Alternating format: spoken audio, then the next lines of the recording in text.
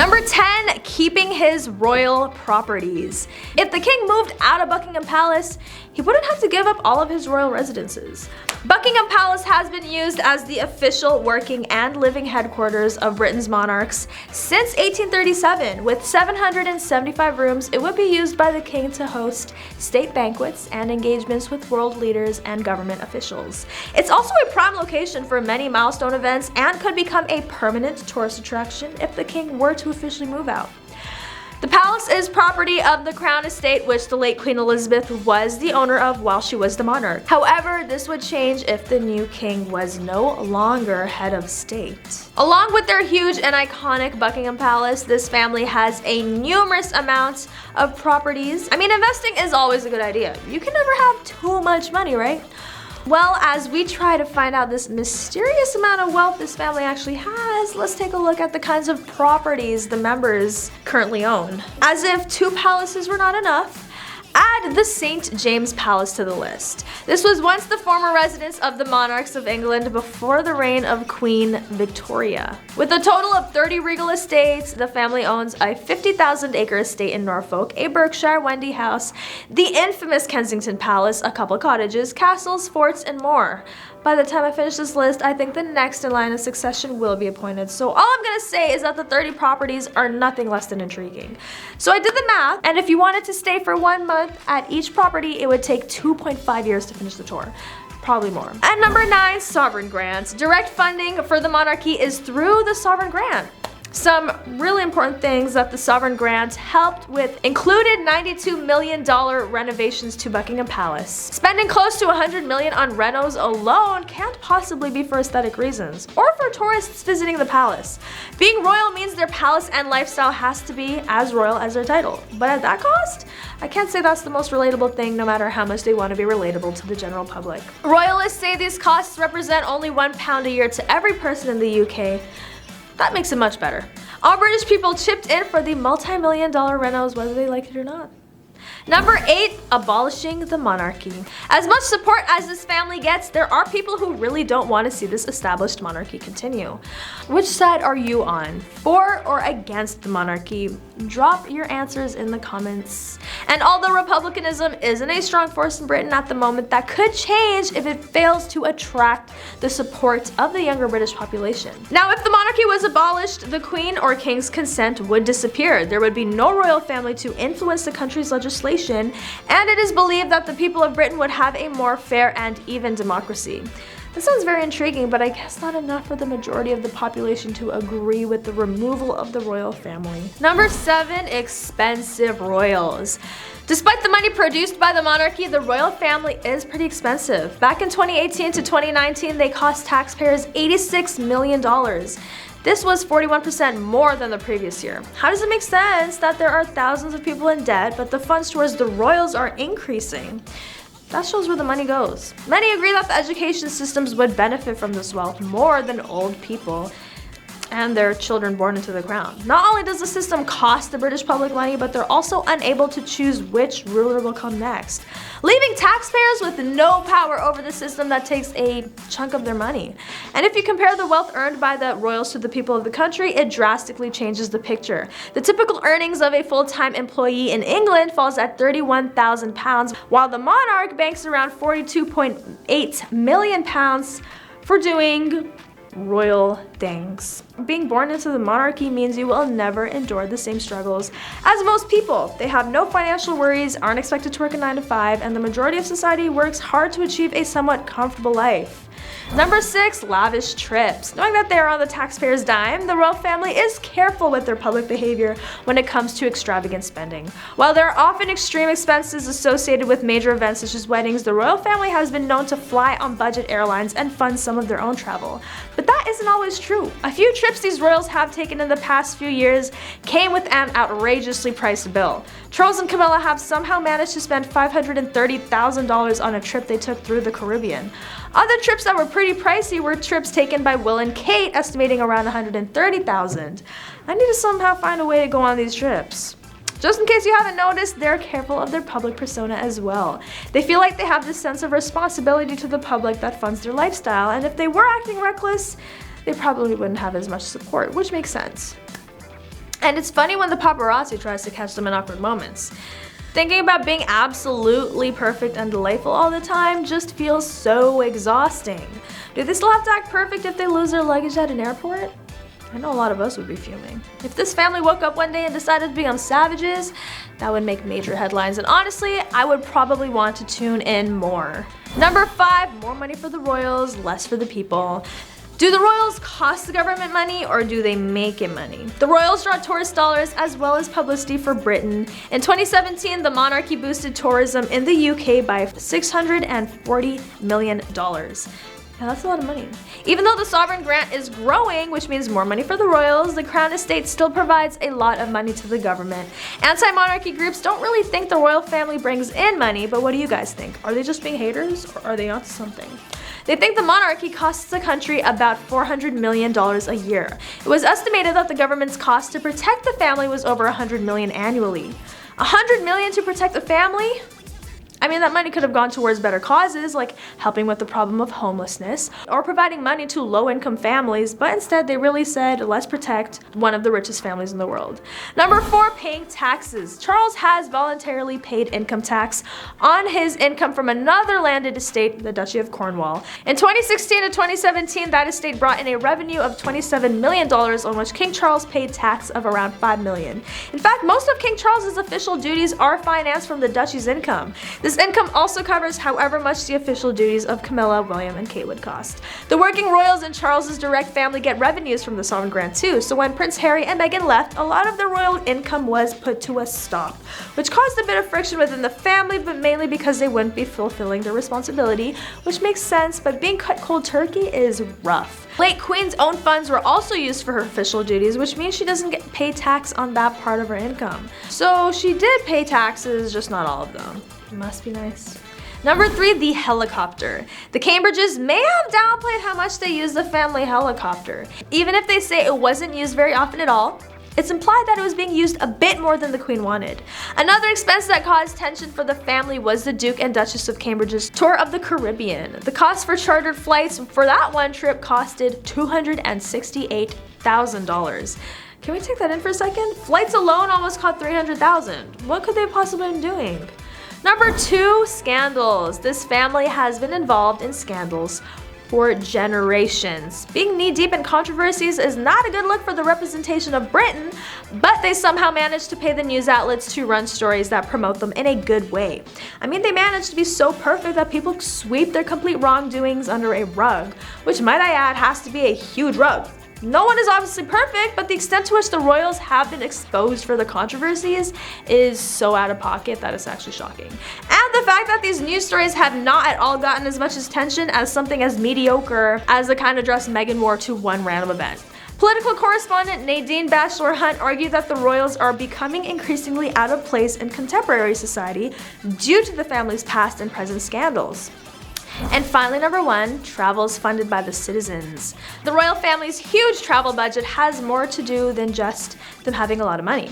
With one trip in 2017 costing them $5.8 million, it puts into perspective how much thought they must be putting into when traveling. Starting off with number 10, exposing exclusive royal drama. This couple may have given up their titles, but there are obviously some things that they are still using since Harry was once a royal, and to some extent will always be known as one. Their tell-all docuseries, Harry and Meghan, delves into the personal lives of the couple and their experiences at the royal castle, which they felt was really important to share with the rest of the world, followed because the backlash from the Oprah interview did not appear to do anything to Harry and Meg. To be clear, this sparked just as much, if not more, backlash, with more people questioning why the couple continues to share so many intimate details when they say they want to keep their private lives out of the media spotlight. Since it doesn't appear that the royal inheritances are enough to keep their family stable, many people have wondered if this couple dropped this Netflix miniseries to make extra cash. What would be better than milking the story of the royal family and exposing them for money?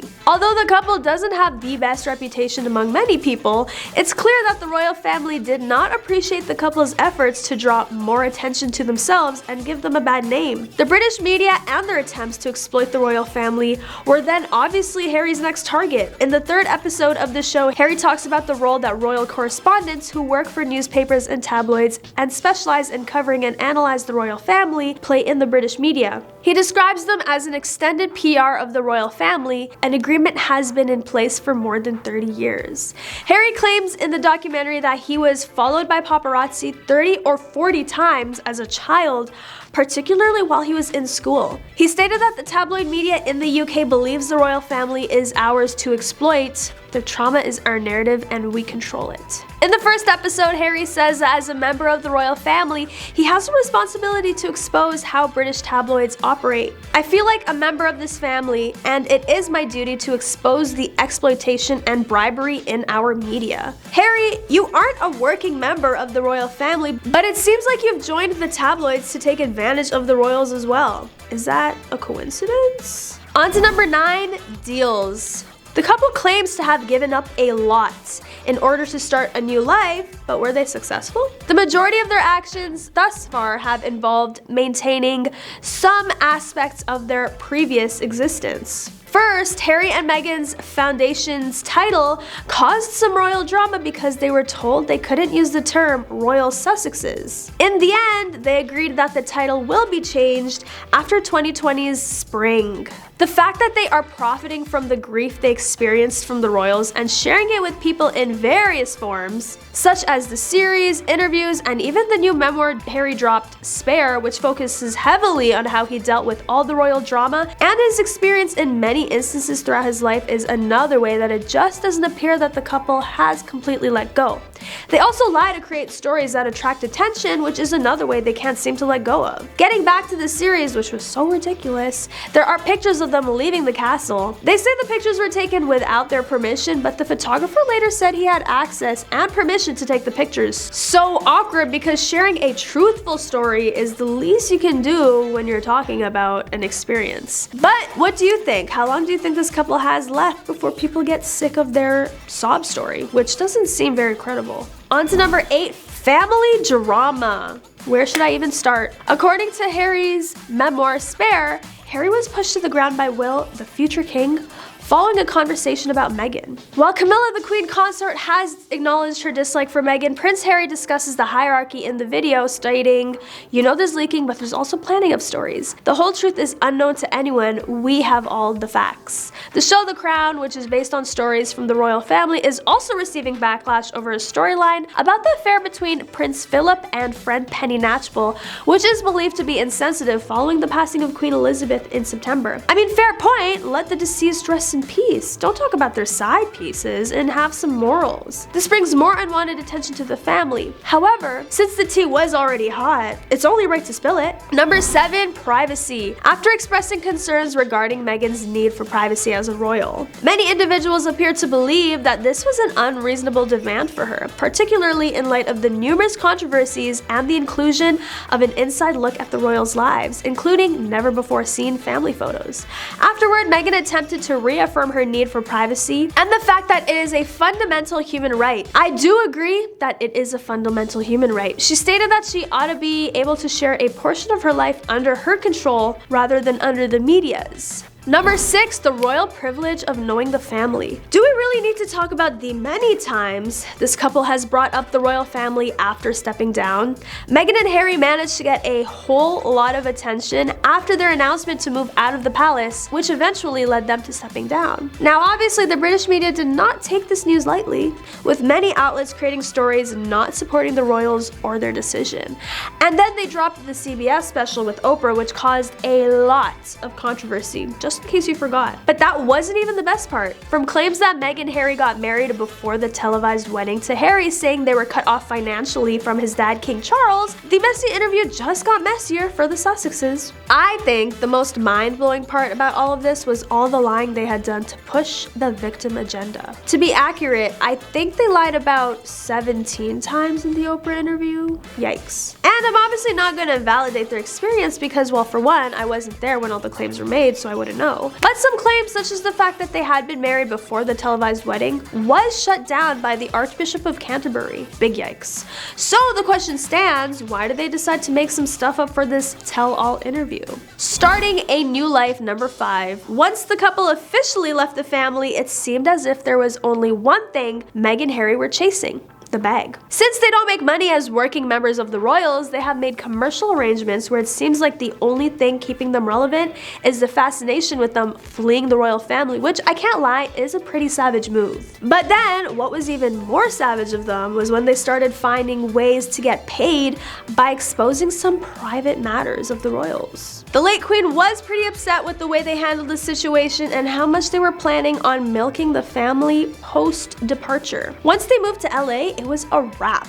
Meg had no other choice but to get back into the industry, not necessarily acting, but having her own podcast where she chats with famous women about real issues. The $25 million deal with Spotify is just one of many deals this couple has signed to make sure the money is flowing. Number 4, mocking traditions. In the second episode of Harry and Meghan, Meg brings up her first time meeting the late Queen Liz. She described how she and Prince Harry were attending a lunch at the Royal Lodge when he let her know that his grandmother would be joining them a little later on. I remember we were in the car and driving up and he said, "You know how to curtsy, right?" And I just thought it was a joke. Sorry, Meg, but personally I feel like you could have done a little research on the royals if you were serious about wanting to become part of the family. And then it got a little more embarrassing when Meg decided to demonstrate what curtsying to the queen for the first time looked like and did an overly dramatic bow. We get it, girl, you've acted before. No surprise that many fans of the royal family were offended by this and thought of it as being an insult to the royal family's traditions. What do you think? Comment your thoughts below. On Twitter, one fan wrote that Meghan Markle curtsy scene was so mocking and disrespectful. Meanwhile, another tweeted, "Funny how Meghan Markle thinks it's ridiculous to curtsy to a queen but has no problem with people calling her a duchess or addressing her as your grace." I mean, kinda spilled. Can't lie. Personally, I think Meghan walked right into that one. Don't make fun of people if you don't want people making fun of you. Number 3, Megsits. Over the course of several weeks in what's known as the Sandringham Summit, the couple negotiated their exit as senior working members of the royal family. It was an unprecedented move that sent shockwaves through Britain. Although we would have preferred them to remain full-time working members of the royal family, we respect and understand their wish to live a more independent life as a family while remaining a valued part of my family, the late Queen Elizabeth said in a statement at the time. The move was dubbed Megxit by the Sun newspaper on January 9, 2020. The use of her name rather than a collective term for the two of them was interpreted by some as Meghan being the instigator, despite it being highly publicized that it was a mutual decision. During a panel called the Internet Lie Machine in 2021, Harry explained, "Maybe people know this and maybe they don't, but the term Megxit was or is a misogynistic term, and it was created by a troll, amplified by royal correspondence, and grew into mainstream media." Following their departure from the royal family, the couple took out several lawsuits against major news publishers. For the invasion of privacy, they sued the Daily Mail for the unauthorized publishing of a private letter Meghan wrote to her estranged father. For defamation, they took the Mail on Sunday to court and won when they published an article that alleged Harry had tried to keep secret details of his legal fight to reinstate his police protection. Harry and Meghan really said, mess around and find out. They're not playing with anyone. Number 2, the family drama continues. The family drama doesn't stop at Harry's royal side. Meghan's half-sister has decided she wants a slice of the fame and has been vocalizing how much of a brat Meg has been and how becoming a royal changed her. It was revealed last minute that Markle's dad would not be attending her royal wedding. Confirming the news, she said, "Sadly, my father will not be attending our wedding. I have always cared for my father and hope he can be given the space he needs to focus on his health." Meanwhile, her reaction behind closed doors was much less matter of fact. Apparently, the shocking news of his absence reduced both Meghan and Harry to tears. After turning up to Kensington Palace unannounced, Samantha was overcome with online abuse. However, she hit back in support of her shared father with Meghan, saying that the Duchess should bow to daddy, accusing her half-sister of giving fake waves and smiles and not giving time to the one who was always there for her. Samantha simply wanted Meghan to reach out to her father so he can know she is, well, happy and to touch base. Number 1, Harry's income. For years, royal followers have been fascinated with Prince Harry's net worth, with the fascination growing even more after their decision to take a step back from the British royal family. The fascination around Meghan and Harry's post-royals life sparked again in March 2021 when the two were interviewed by Oprah for the CBS primetime special. Though there was speculation at the time that Meghan and Harry were paid for the interview, it was later confirmed that the couple would not be collecting a paycheck and said that no donations are being made to their charity. So they aired out the royal drama for free $99. With that said, there are still a lot of question marks around Prince Harry's net worth. How much was Prince Harry's annual allowance? 95% of Harry's income before he left the royal family came from his father, King Charles, who at the time controlled the Duchy of Cornwall, a portfolio of property and financial investments, securing $29 million back in 2019. Harry's annual allowance from Duchy, which he shared with Meghan, was around $7 million. This paid for Harry and Meghan's public duties as working members of the royal family, such as wardrobe and travel, as well as private costs. The other 5% of Harry's income came from the sovereign grant, which is taxpayer funded and paid from the government to the royal family to cover expenses for royal duties as well as the royal palace. According to the BBC, the grant, which is also funded from Crown estate profit and commercial properties owned by the Crown, is worth $141 million. Number 10, Queen Camilla.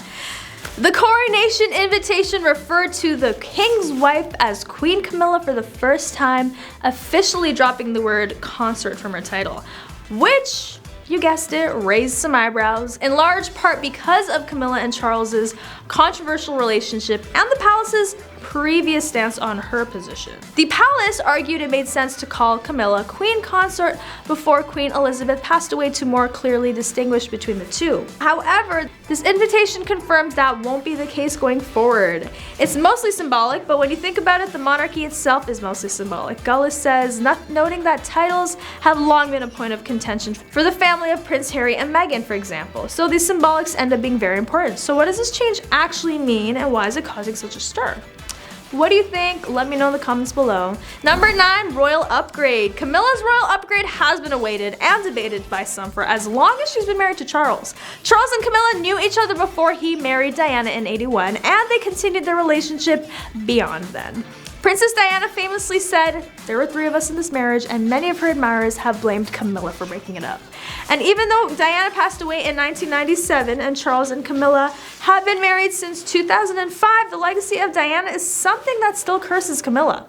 After Charles and Camilla got married, many wondered whether the mistress turned duchess would become a future queen. At the time, royal agreement stipulated that she would eventually be known as Princess Consort, but obviously, she upgraded that title to queen.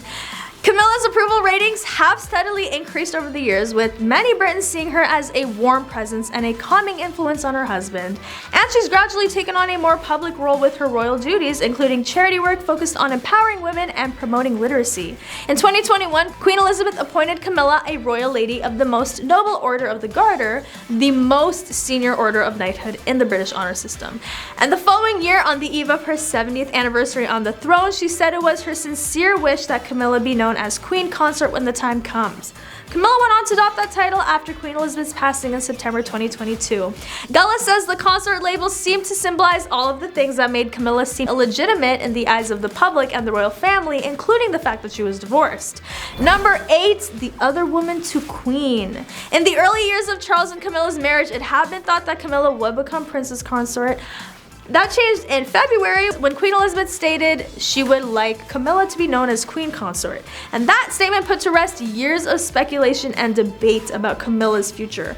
Her complicated history with Charles had been portrayed in pop culture with varying degrees of accuracy, including in the popular Netflix series The Crown. There are some people who are gonna consider Camilla the other woman forever, which is true. While Charles was still married to Diana, he publicly admitted to carrying on a long-time affair with Camilla, who was married to her first husband Andrew during their extramarital relationship.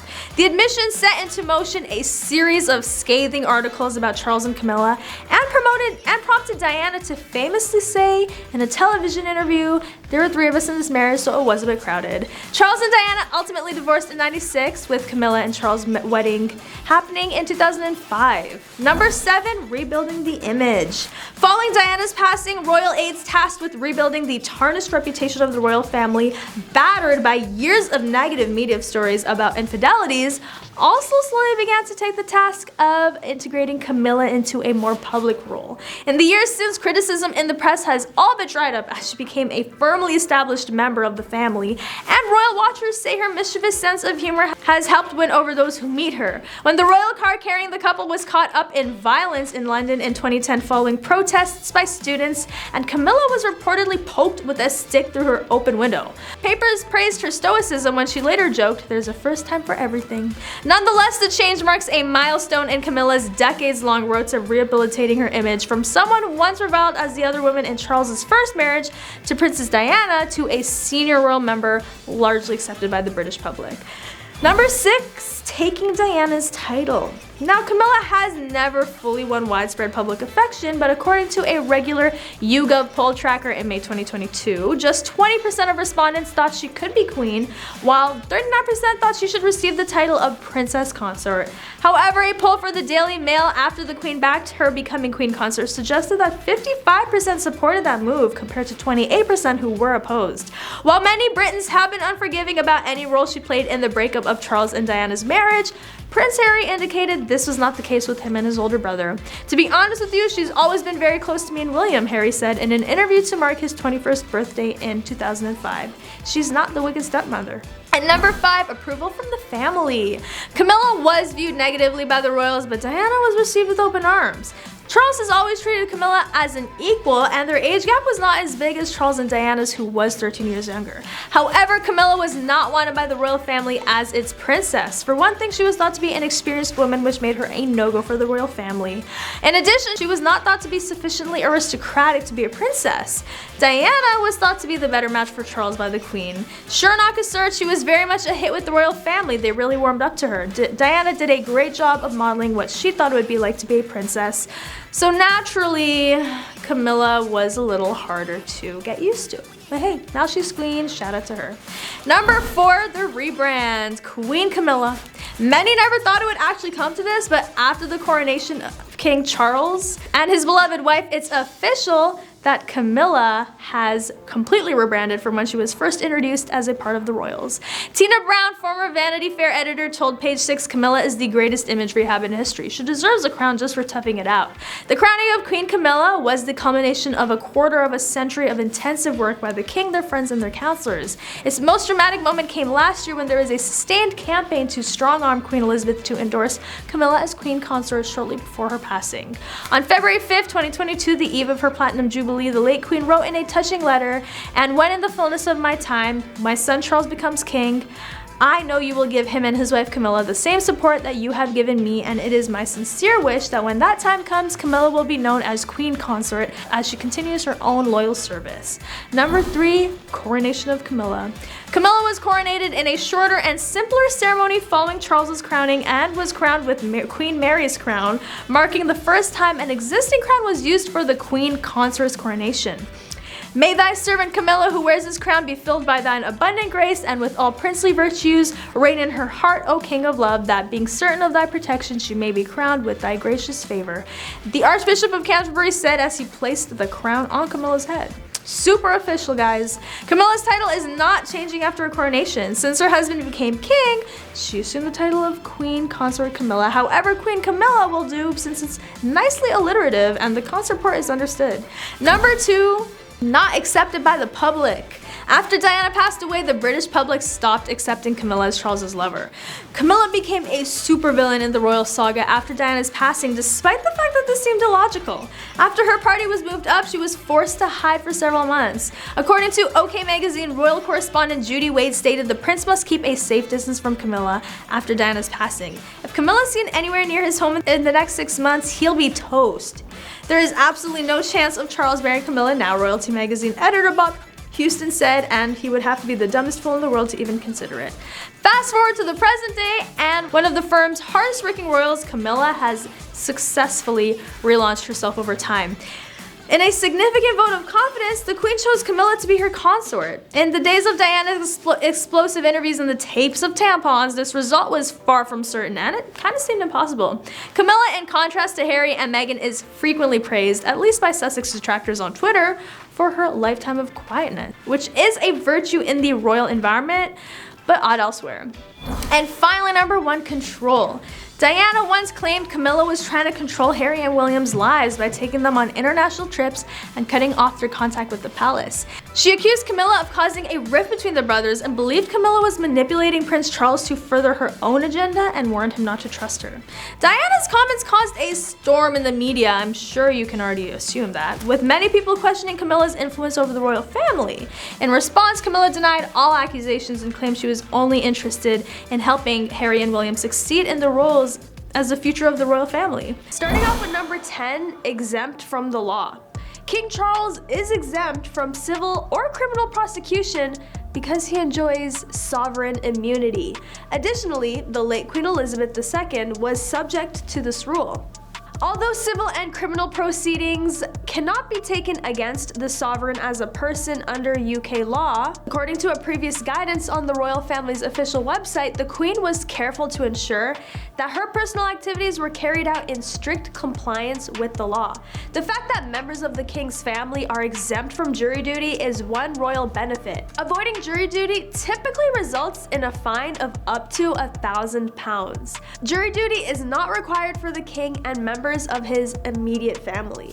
The royal family is under few requirements to disclose details of its wealth, but all I'm gonna say is, if you want to find out, it's not too difficult to go all Sherlock Holmes on the family. The family's communications with the government are exempt from freedom of information requests. Their official papers are kept secret by Britain's National Archives for at least 50 years. The lack of transparency has led anti-monarchy groups, including the Republic, to call the monarchy an unaccountable public institution that has the power, secrecy, and influence to willfully abuse its position. Without a change, many details of the royal family's private wealth may never be known. Facts about the Duchy of Lancaster's offshore investments were leaked back in 2017. Those detailed roughly $13 million in offshore accounts. I wonder what else can be revealed if more documents were leaked suddenly. Seriously, we need some investigative work done on this family. Other reports have suggested questionable foreign dealings or arrangements. King Charles was accused of offering to help secure a knighthood for a Saudi national in response to a donation to his charitable foundation. Representatives of Charles denied any impropriety. Sounds a little suspicious to me though. Number 9, do the royals make the government money? The royals promote Britain and bring in money from tourists. The monarchy increased UK tourism by more than $640 million in 2017. Yeah, that's a pretty large amount. The Crown Estate still contributes a significant amount of money to the government despite the fact that the sovereign grant is expanding, which results in increased funds for the royal family. Groups that oppose monarchy don't really believe that the royal family makes money. Do you agree, or do you think they're just being mean? They believe that the monarchy costs the nation approximately $400 million annually. The family's protection was estimated to cost the government over $100 million annually. They really said, let's put millions of dollars towards protecting one of the richest families in the world. I mean, that money could have gone toward better causes like assisting with the issue of homelessness or providing money to low-income families, but instead they said $100 million to protect a rich family. The royal family could possibly receive the same amount of money from tourists while still receiving less money for themselves. We may never know how much of this additional tourism revenue is actually directly related to the royal family's current position, because the historic buildings and memorabilia could likely attract tourists even if there was no current royal family. Charles wants to slim down the monarchy by having fewer senior royals participate in public events after becoming king. Additionally, he mentioned the possibility of additional revenue from the public access to royal properties. Even though this might be a good business move, I think these anti-monarchy groups might be right. I don't think royal life needs to be paid for with so much money from taxpayers, but obviously that won't change. Number 8, sovereign grant. The sovereign grant contributed to a number of really important things, one of which was the $92 million renovations of Buckingham Palace. The fact that the palace has spent close to $100 million on renovations alone cannot be for aesthetic or tourist purposes. Their palace and way of life must be as royal as their title, but at what cost? Despite their desire to be relatable to the general public, I can't say that's the most relatable thing. According to royalists, these expenses only amount to 1 penny per British citizen per year. That enhances it significantly. Regardless of whether they liked it or not, every Brit contributed to the multi-million-dollar renovations. Number 7, speed regulations. When police officers drive the king, prime minister, and other members of the royal family on official business, they can drive as fast or as slow as they want. The Road Traffic Regulation Act, as reported by The Sun, gives police, fire, ambulance, and other enforcement agency vehicles permission to exceed speed limits. When performing royal duties, the royals' vehicles are exempt from speed limits because they're always driven by police escorts. Number 6, no passport to travel for the reigning monarch. The name of the Queen appears on every British passport. According to the website of the royal family, the Queen did not need her own passport to travel. Passports will probably be changed to show King Charles as the new ruler now that Queen Elizabeth has passed away. This, like the process of changing British stamps and money, will be gradual and could take years. According to the royal family website, each other member of the family owns a passport. Number 5, driver's license. During World War II, Queen Elizabeth completed training for the Women's Auxiliary Territorial Service as a mechanic and driver at the age of 18. The Queen never had to take a real driving test and could drive without a number plate because all driver's licenses in the UK are issued in her name. As the new monarch, King Charles is no longer required to have a driver's license. Number 4, no need to pay taxes. According to a previous report from The Insider, the Queen made voluntary payments on income, assets, and gains that were not used for official purposes, despite the fact that the monarch is not required by law to pay taxes. The Prince of Wales' income from the Duchy of Cornwall is one example of the royal family's income that is exempt from taxation. However, the official website states that he also voluntarily pays income tax on all revenue from the estate. After inheriting the properties from his mother, Queen Elizabeth, Charles has been getting a lot more attention, and obviously, we're gonna dig into the English wealth and their secrets. For a regular British citizen, any inheritance over $380,000 is taxed 40%. But King Charles doesn't have to pay anything on properties, jewels, and investments that probably are worth hundreds of millions of dollars. Whatever happened to eating the rich? The royal treatment is getting out of hand. Having all this money and privilege on top of not having to pay taxes? Every day this family makes me wonder why I wasn't born a royal. According to the British government, the monarchy as an institution needs sufficient private resources to enable it to continue to perform its traditional role in national life, and to have a degree of financial independence from the government of the day. Am I the only one who feels like the British government is sucking up to the royals? Or is everyone in the UK in some trance? Because considering their extremely problematic history, how are they getting away with all of this? It has to be a trance, right? Maybe that's what they're hiding from us. They might not even be royal. Maybe they just set up a whole castle, entranced the whole country, just so they don't have to pay taxes.